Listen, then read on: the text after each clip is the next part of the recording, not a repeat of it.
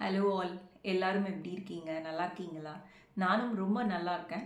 இன்னைக்கு வந்து நம்ம என்ன பார்க்க போறோம்னா, இந்த வீடியோவில் ப்ரெக்னென்சி பற்றி பார்க்க போகிறோம். என்னோட தேர்ட் ப்ரெக்னென்சி டெலிவரி பற்றி பார்க்க போகிறோம். ஸோ இது வந்து ரொம்ப ரொம்ப எனக்கு ரொம்ப ஸ்பெஷல்னு நான் சொல்லுவேன்.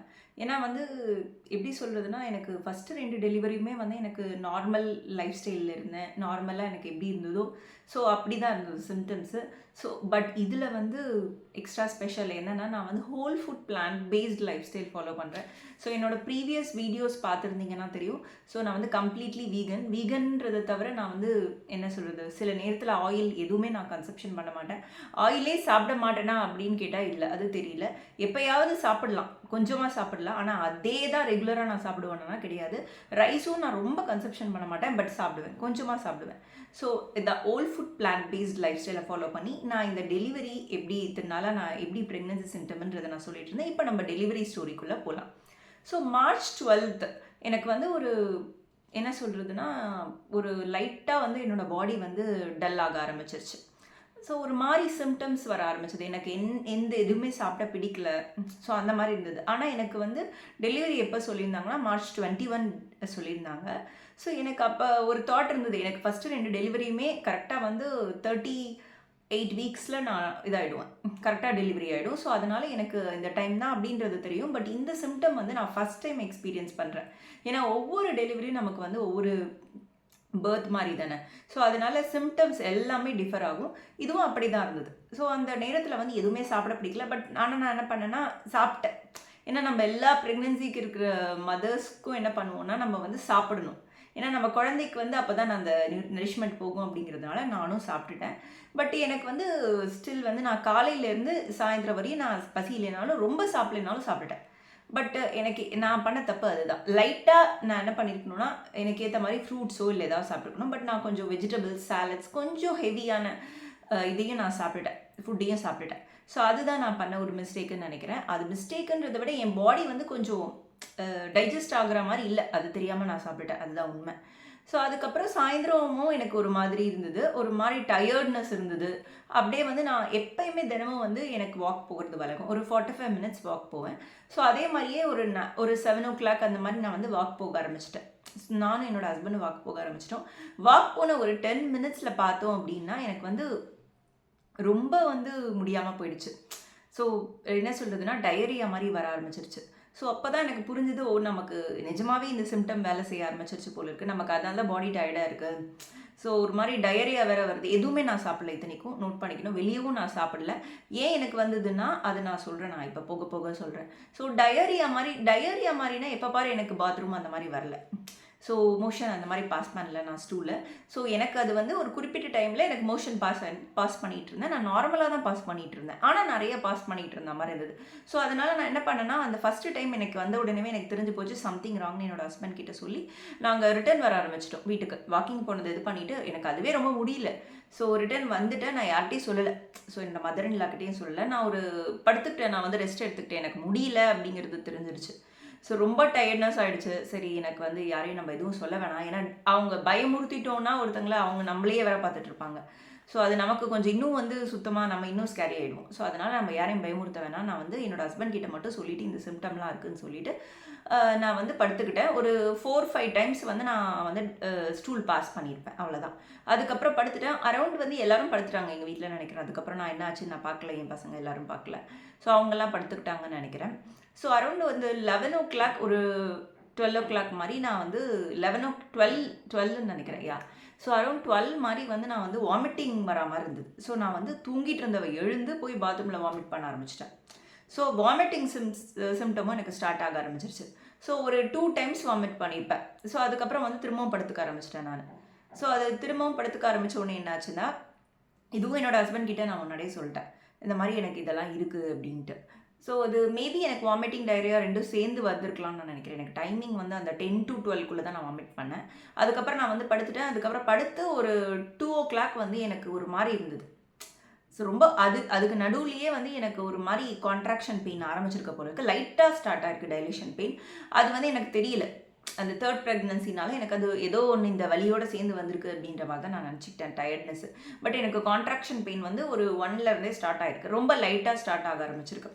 ஸோ அது வந்து எனக்கு தெரியல. அப்புறம் வந்து ஒரு ப்ளீடிங் ஆன மாரி இருந்தது. ஸ்பாட்டிங் வர மாரி. தூங்கிட்டு இருந்தப்பயே எனக்கு தெரிஞ்சு போயிடுச்சு. ஸோ ஒரு மாரி எனக்கு கம்ஃபர்டபுளாக இல்லன்னோனே நான் வந்து செக் பண்ணோனே, ஆமா ஸ்பாட்டிங் மாரி வர ஆரம்பிச்சிருச்சு அப்படின்னு சொல்லிட்டு, எனக்கு வந்து நான் பார்த்த ஹாஸ்பிட்டலோட நேம் என்னன்னா, சாங்டம் நேச்சுரல் பர்த் சென்டர். ஸோ அவங்க வந்து எனக்கு என்ன சொல்லியிருந்தாங்கன்னா, இது உன்னோட 3rd பிரெக்னன்சி. ஸோ அதனால எதுக்குமே நீ வெயிட் பண்ணாதம்மா. நீ வந்து இம்மீடியட்டாக நீ வந்து இங்கே எங்களுக்கு கால் பண்ணிடு எமர்ஜென்சியில். ஸோ நாங்கள் வந்து இது உண்மையான பெயினா என்னன்றதை மட்டும் எமர்ஜென்சியான்றதை பொறுத்து நீ உன்னை வர சொல்கிறோம் நாங்கள். ஸோ இங்கேருந்து எனக்கு வந்து ஒரு 20 மினிட்ஸ் டிஸ்டன்ஸ் தான் இருக்கும். ஆக்சுவலி டிராஃபிக் இல்லைன்னா 15 to 20 மினிட்ஸ் தான் ஆகும் கரெக்டாக சொல்லணும்னா. சரி அதனால் நான் அவங்களுக்கு கால் பண்ணேன். அவங்களுக்கும் இது புரியல. இருந்தாலும் 3rd ப்ரெக்னன்சிங்கிறதுனால சரி நீங்கள் வாங்க, நாங்கள் அப்படி இல்லைன்னா ஃபால்ஸ் பெயினா நாங்கள் அமுச்சு விட்றோம் அப்படின்னாங்க. பயப்படுறதுக்குலாம் ஒன்றும் இல்லை அப்படின்ட்டாங்க. சரி நான் ஆல்ரெடி பேக் பண்ணி வச்சுருந்த ஹாஸ்பிட்டல் பேக் எல்லாத்தையும் எடுத்துக்கிட்டு பசங்களுக்கெலாம் நான் வந்து அப்பையும் எழுந்து பை சொல்லிவிட்டு, ஸோ என்னை பார்த்துக்கிறவங்க எல்லாத்துக்கும் பை சொல்லிவிட்டு, என்னோட மதரின்ல இருந்தாங்க அவங்களுக்கும் எல்லாத்துக்குமே பார்த்துக்கோங்கன்னு சொல்லிவிட்டு நான் கிளம்பி வந்துட்டோம் நாங்கள். ஸோ வந்துட்டு அரௌண்ட் ஒரு இதெல்லாம் நடந்து முடிகிறப்போ ஒரு 3:30 இருக்கும்னு நினைக்கிறேன் நான் அங்கே போய் ரீச் ஆகிறப்போ. ஸோ அவங்க வந்து இந்த பெயின்லாம் பார்த்துட்டு என்ன சொன்னாங்க, ப்ளீடிங்லாம் நார்மல் தான், ஒன்றும் இல்லை, உங்களுக்கு ஒன்றும் பிரச்சனை இல்லை, வந்து உங்களுக்கு எவ்வளோ வந்து இதாக இருக்குதுன்னு மட்டும் டைலேஷன் ஆயிருக்குன்னு மட்டும் பார்க்குறோம் நாங்கள். அவங்க பார்த்துட்டு 6 சென்டிமீட்டர் ஆயிருக்குன்ட்டாங்க உங்களுக்கு டைலேஷன். ஸோ அவ்வளோ குயிக்காக இருக்குது ஆக்சுவலி. அது ஏன்னா 3rd ப்ரெக்னன்சி அப்படிங்கிறதுனால. ஆனால் வந்து உங்களுக்கு வந்து இன்னும் கொஞ்சம் நேரம் ஆகும் அப்படின்ட்டாங்க அவங்க. அதனால் நீங்கள் 3 o'clock கொஞ்சம் ரெஸ்ட் எடுங்க, நீங்கள் ரொம்ப டயர்டாக தெரியுறீங்க, உங்களுக்கு எந்த எனர்ஜியுமே இல்லை, அதனால் நீங்கள் ஏதாவது எடுத்துக்கிறதுனா குடிச்சுக்கோங்க, ரொம்ப டயர்டாக இருக்குது உங்களுக்கு அப்படின்ட்டாங்க. ஸோ எனக்கு எதுவும் சாப்பிட்ற மனநிலையில் நம்ம இருக்க மாட்டோம். நம்ம நார்மலாகவே ஒரு டயரியா வாமிட்டிங் வருதுன்னா நம்ம எல்லாமே சாப்பிட்டுட்டா இருப்போம், அந்த இடத்துல கண்டிப்பாக சாப்பிட மாட்டோம். ஸோ அதனால் தண்ணி, இளநீ இந்த மாதிரி சில பேசிக்ஸ் ஐட்டம் மட்டும் தான் நான் வச்சுருந்தேன். தண்ணி மட்டுமே எனக்கு குடிக்கிற மாதிரி தான் இருந்தது. ஸோ அந்த பெயின் வந்து எனக்கு கொஞ்சம் கொஞ்சமாக வர ஆரம்பிச்சது. ஒரு குறிப்பிட்ட டைமுக்குள்ளே விட்டு விட்டு வர ஆரம்பிச்சது. ஸோ 511 அப்படின்வாங்க. அந்த பெயின் வந்து இருக்கவங்களுக்கு டெலிவரியாக இருந்தால் தெரியும்னு நினைக்கிறேன். ஸோ அது என்னன்றதை நீங்கள் பார்த்துக்கோங்க, அதுக்கப்புறம் ரிசர்ச் பண்ணிக்கோங்க. அந்த 511 டைமில் பெயின் வந்தது அப்படின்னா நமக்கு கரெக்டாக இருக்கும். அது எனக்கு வர ஆரம்பிச்சது வந்து எப்போன்னா ஒரு 5-6 மாதிரி தான் வர ஆரம்பிச்சது. அதுவுமே எனக்கு ரொம்ப வலிக்கலை. இப்போ வந்து நான் என்ன பண்ணேன்னா, இதுக்கு நடுவில் அங்கே போய் நீ படுத்துக்கோன்னு சொன்னதுனால நானும் என் ஹஸ்பண்டும் அந்த ரூம் ப்ரொவைட் பண்ணியிருந்தாங்க, அங்கே ரெஸ்ட் எடுக்க ஆரம்பிச்சிட்டோம் நாங்கள். ஸோ அதுக்கப்புறம் ஒரு 6:30க்கு மேலே தான் எனக்கு கொஞ்சம் பெயின் ஆரம்பிச்சது. ரொம்ப எனக்கு என்னால் முடியல அப்படின்னு நான் சொல்ல ஆரம்பித்தேன். அதுக்கு நடுவில் வந்து அந்த ஸ்பாட்டிங் மாதிரி வந்துட்டு இருந்தது. ஸோ அதுவும் வந்து சைமல்டேனியஸாக லைட்டாக வர ஆரம்பிச்சது. ஸோ அவங்க வந்து இதே மாதிரி எனக்கு ஏன்னா வந்துகிட்டே இருந்திருக்கு, எனக்கு டைலேஷன் ஆகிட்டே இருந்திருக்கு, கான்ட்ராக்ஷனும் அதிகமாகிட்டே இருந்திருக்கு சைமல்டேனியஸாக. ஸோ இப்போ வந்து என்ன ஆச்சுன்னா, நம்ம ஒரு 7 மாதிரி இருக்கப்போ என்னால் முடியலன்னு நான் சொல்லிட்டேன். 6:30 7க்குள்ளே அவங்க வந்து பார்த்து அப்படி இப்படின்னு. ஸோ 7க்கு டாக்டர் வர ஆரம்பிச்சிட்டாங்க. இந்த மாதிரி நான் வந்து என்ன சொல்கிறதுனா, நம்ம மோஷனும் பாஸ் பண்ணிவிடுவோம் சில நேரம். ஸோ டெலிவரி வார்டில் அட்மிட் ஆகிறவங்க எல்லாருக்குமே தெரியும். ஸோ எனக்கு ஆல்ரெடி டயரியா வேறு, எனக்கு வயிறில் ஒன்றுமே இல்லை, நீங்கள் மோஷன் பாஸ் பண்ணுறதுனா ஒன்றும் கிடையாது. நமக்குள்ளே இருக்கிற அந்த இதுதான் வந்து நமக்கு வர குழந்தை தான் நம்மளை வந்து உள்ள சில நேரத்தில் வந்து க்ளீன் பண்ணும் ஸ்டொமக், அவ்வளோதான்.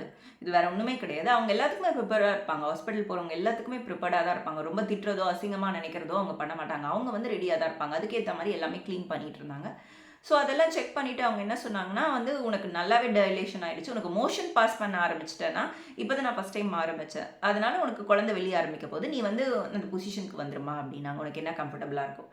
ஸோ நான் ஒரு சைட் போஸ்ட் மாதிரி ஒரு பொசிஷனுக்கு வந்துட்டேன். ஏன் இதை சொல்கிறேன் அப்படின்னா, சாங்டம் நேச்சுரல் பர்த் சென்டரில் நமக்கு எந்த பொசிஷனில் டெலிவரி ஆகலாம் நம்ம தான் டிசைட் பண்ணலாம்.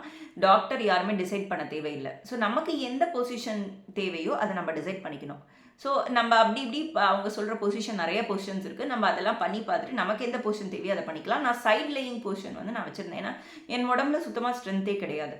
ஸோ எனக்கு வாட்டர் பர்த் கொடுக்குற அளவு கூட எனக்கு ஸ்ட்ரென்த் இல்லை, அந்த தண்ணியில் உட்கார அளவு கூட. அதுதான் எனக்கு உண்மை. எனக்கு டைமும் இல்லைங்கிறது தான் உண்மை. டக்கு டக்கு டக்குன்னு பெயின் வந்து டிராஸ்டிக் ஆரம்பிச்சிருச்சு. ஸோ 7 to அந்த ஒரு குறிப்பிட்ட டைம் தான். ஸோ 7 o'clockலேருந்து ஆரம்பித்த பெயின் மெயின் டாக்டர் வந்துட்டாங்க. ஸோ அது வரையும் இருந்தவங்கலாம் சும்மா செக் பண்ணிகிட்டு இருந்தவங்க தான். ஸோ நர்ஸ் ப்ராக்டிஷனர்ஸ் அந்த மாதிரி இருப்பாங்கல்ல, அவங்க தான். ஸோ அவங்களாம் செக் பண்ணிகிட்டே இருந்தாங்க. அதுக்கப்புறம் டாக்டர் வந்துட்டாங்க. டாக்டர் துவனி அவங்க பேர். ஸோ ரொம்ப ரொம்ப பொறுமையான ஒரு டாக்டர்னு நான் சொல்லுவேன். அந்த என்ன நம்ம சொன்னாலும் உனக்கு எந்த பொசிஷன் கம்ஃபர்டபுளோ அந்த பொசிஷனில் நீ இருப்பா அப்படின்னு தான் சொன்னாங்க.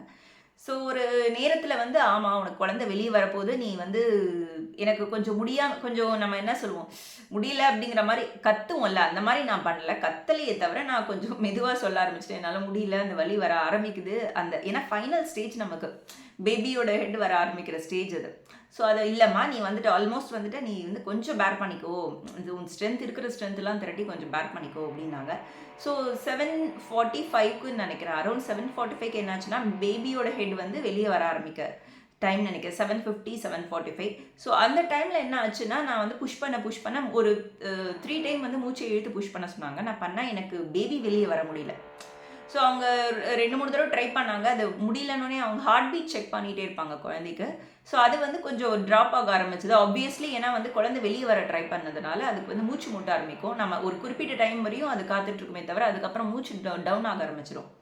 ஸோ அதனால அவங்க வந்து அதையும் பார்த்துக்கிட்டே இருப்பாங்க. ஸோ இல்லை, இதுக்கு மேலே வந்து உனக்கு நார்மல் டேர் உனக்கு பாசிபிள் கிடையாது, உனக்கு வந்து நான் லைட்டாக டேர் பண்ணி விட்றேன். ஏன்னா வந்து குழந்தை வெளியே வரத்துக்கு கொஞ்சம் கஷ்டப்படுற மாதிரி இருக்குது, மூச்சு கஷ்டப்படும், அதனால கொஞ்சம் டேர் பண்ணிக்கோ அப்படின்னு எபிசியோட்டமிக் கட்டுன்னு சொல்லுவாங்க அது. ஸோ அது ஒரு லைட்டான கட்டு, ஒரு இன்ஜெக்ஷன். அது என்னென்னா அனஸ்தீஷியா கொடுத்து பண்ணுவாங்க. நான் அனஸ்தீஷியா கூட வேணாம்னு சொன்னேன், இல்லை என்னால் முடியாது, நீ கண்டிப்பாக நீ போட்டு தான் ஆகணுன்ட்டாங்க.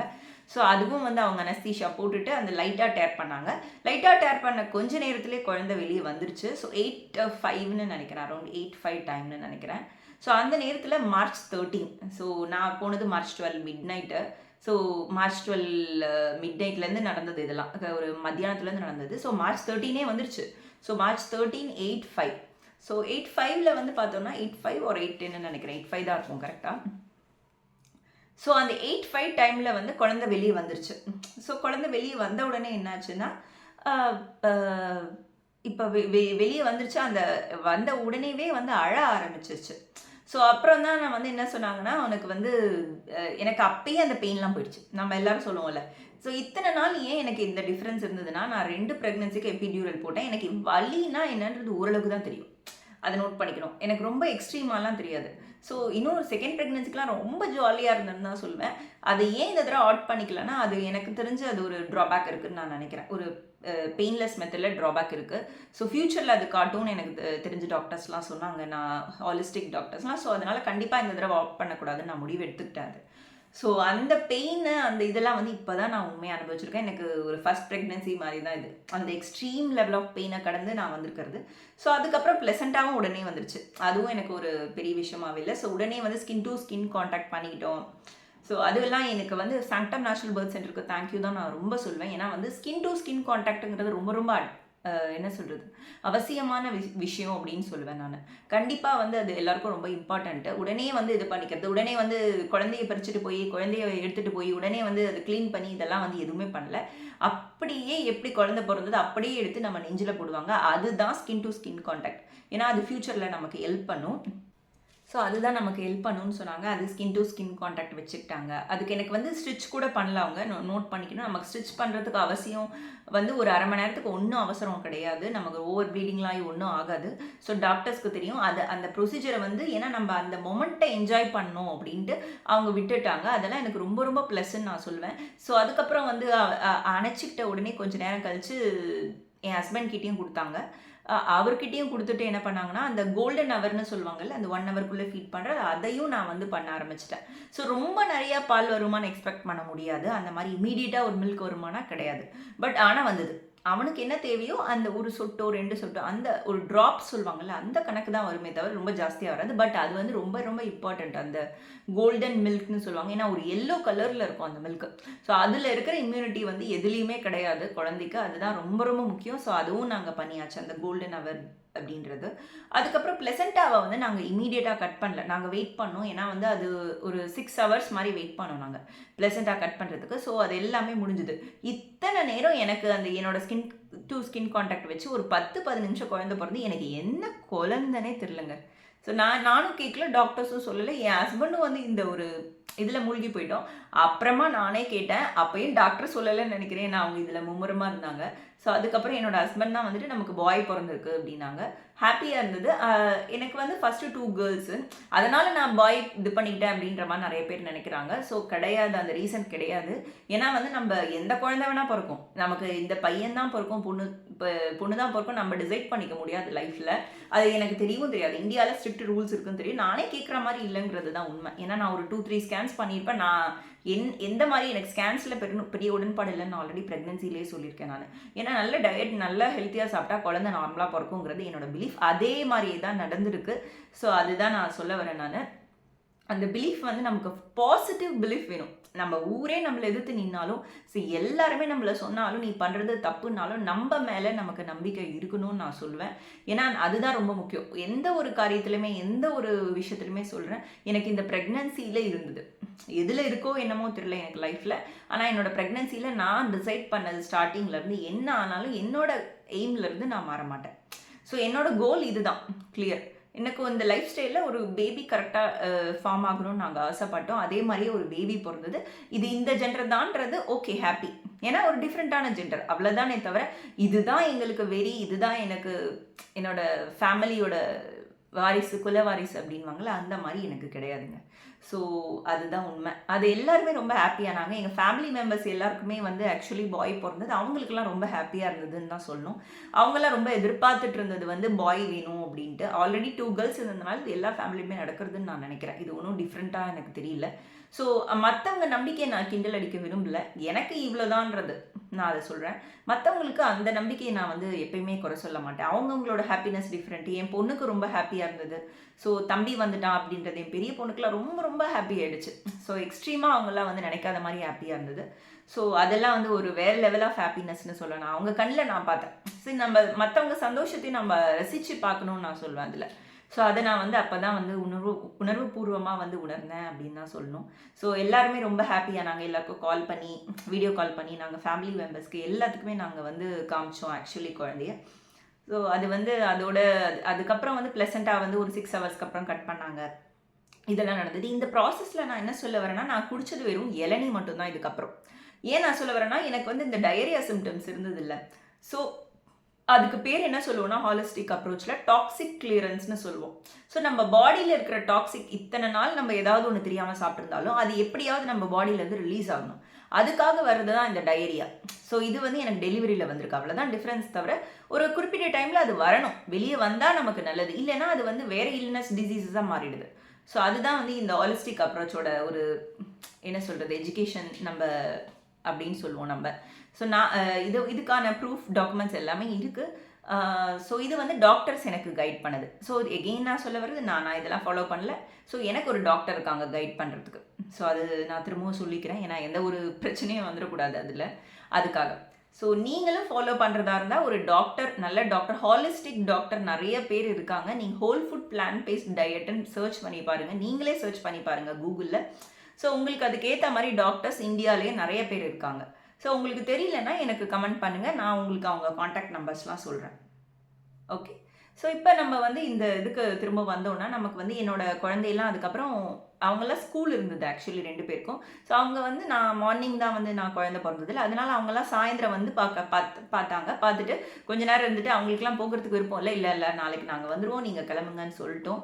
ஸோ அதுக்கப்புறம் அவங்களாம் வந்து பார்த்து ஸோ அதெல்லாம் என்ஜாய் பண்ணாங்க. அந்த ஃபோட்டோஸ் இருந்தால் நான் போடுறேன் ஆக்சுவலி. ஸோ இந்த ப்ராசஸ்க்கு ஹெல்ப் பண்ணது இந்த ஹாஸ்பிட்டல் தான். ஸோ இவ்வளோ வந்து நமக்கு family bonding, skin to skin contact, ப்ளசண்ட்டாக நம்ம நினைக்கிற நேரத்தில் கட் பண்ணுறது, ஏன் லோட்டஸ் பர்த் கூட பண்ணலாம். ஸோ எனக்கு அது பாசிபிளாக தெரியல, ஏன்னா எனக்கு ஆல்ரெடி வந்து எனக்கு ரெண்டு பசங்க இருந்தாங்க. ஸோ எனக்கு மேனேஜ் பண்ணுறது ரொம்ப கஷ்டமாக இருந்தது. நானே தனியாக ஹேண்டில் பண்ண வேண்டியதாக இருந்தது சில நேரம். ஸோ அதனால் என்னால் முடியாதுன்னு நான் கட் பண்ணிக்கிட்டேன். 6 ஹவர்ஸ் கழிச்சு தான் எனக்கு ப்ளசண்ட்டாக கட் பண்ணாங்க. என் ஹஸ்பண்ட் தான் கட் பண்ணார். ஸோ அது எல்லாமே எனக்கு ஃபோட்டோஸ் எடுத்து ரொம்ப நல்லா இருந்தது அப்படின்னு தான் சொல்லணும்.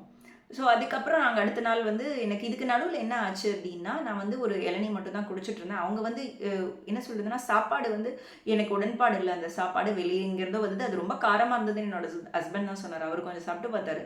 ஸோ நான் சாப்பிடல, ஏன்னா எனக்கு அந்த நேரத்தில் நமக்கு பத்திய சாப்பாடுங்கிறது நம்ம இதில் ஏன் வைக்கிறோன்னா, நம்ம காரம் சாப்பிடக்கூடாது அப்படிங்கிறதுக்கு தான். ஸோ அதையே நம்ம ஃபாலோ பண்ணலன்னா ரொம்ப கஷ்டம். ஸோ அதை நான் வந்து ஒரு ட்ரெடிஷ்னலாக நான் வந்து மட்டன் தட்ட மாட்டேன் என்றைக்குமே. ஸோ அது வந்து அந்த ஒரு பர்பஸை நம்ம புரிஞ்சுக்கணும், அதான். ஸோ அதனால் எனக்கு இந்த கார சாப்பாடெல்லாம் வேணாம். எனக்கு இப்போதைக்கு வயிறும் செட் ஆகலை. இப்போ தான் ஸோ லாட் ஆஃப் டிஸ்டர்பன்சஸ் அதனால தான் கொஞ்சம் வீடியோ இப்படி வருது.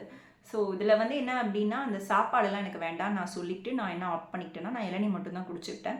ஸோ அது வந்து அவங்க சாப்பிட சொன்னாங்க. நான் வந்து இல்லை, எனக்கு தெரியும் என் பாடி வந்து கொஞ்சம் ரெஸ்ட்டு தான் எனக்கு வேணும் அப்படிங்கிறது தெரிஞ்சது. ஸோ அதனால் நான் வந்து கொஞ்சம் ரெஸ்ட் எடுத்துக்கிட்டேன். இப்போ வீக்காக இருக்கோமே, நம்ம இந்த மாதிரி சாப்பிட்லாமான்னு கேட்டால் ஆக்சுவலி சாப்பிட்லாம், ஒன்றும் தப்பு இல்லை. ஏன்னா நம்ம பாடி வந்து இன்னும் போட போட போட போட போட இன்னும் நமக்கு ரொம்ப டயர்ட்னஸ் தான் ஜாஸ்தியாகும். இன்னும் நமக்கு வேறு மாதிரி சிம்டம்ஸ் தான் வர ஆரம்பிக்கும். ஸோ அதனால் இதில் வந்து என்னென்னா மைல்டு பெயின் எல்லாமே மெடிக்கேஷன் எடுத்துக்காததுனால எனக்கு சில சிம்டம்ஸ்லாம் இருந்தது. மைல்டு பெயின் இருந்தது, ஒரு மாதிரி இந்த கான்ட்ராக்ஷன்ஸ் பெயின் மாதிரி ஒரு நாள் ஃபுல்லாக வரும், ஒரு 1.5 days ஃபுல்லாக இருந்தது எனக்கு. ஸோ நான் எப்போயாவது ஒரு இது எடுத்துக்கிட்டேனே தவிர வேறு ரொம்ப பெயின் கில்லர் எப்பயுமே எடுத்துக்கல. நான் ஒரு தடவை தான் எடுத்துக்கிட்டேன்னு நினைக்கிறேன். ஸோ அதுக்கு நடுவில் எனக்கு வந்து என்னென்னா 2 ப்ரெக்னன்சிலையுமே எனக்கு ஒரு சிம்டம் வரும், ஃபீவர் வரும். குழந்தை பிறந்த உடனே எனக்கு வரும். ஃபஸ்ட்டு டெலிவரிலையும் இதை பார்த்துட்டேன், செகண்ட் டெலிவரிலையும் இதை பார்த்துட்டேன், தேர்ட் டெலிவரியில் நானே ப்ரிப்பேர்டாக இருந்தேன்.